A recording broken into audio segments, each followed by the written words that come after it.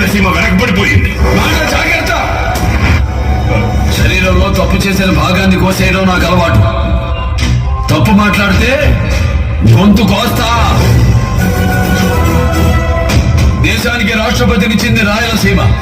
అవిభక్త ఆంధ్రదేశానికి 6 ముఖ్యమంత్రులు ఇచ్చింది రాయలసీమ.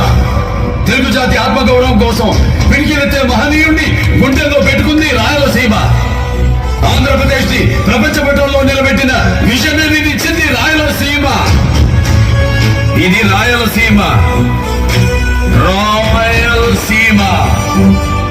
గజరాజు నడిచిన దారిలో గజ కుక్కలు కూడా నడుస్తుంటాయి.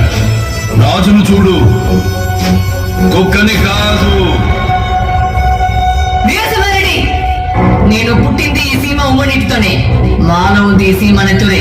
ఇక్కడ హక్కులు అర్హతలు మాకు ఉంటాయి. మినిస్టర్, మీ పదవికి గౌరవం ఇచ్చా, మీరు పిలిస్తే వచ్చా. ఇంకెవ్వరి మాట నాకు వినపడకూడదు. మేము తలుచుకుంటే నువ్వు బయటికి వెళ్ళావు.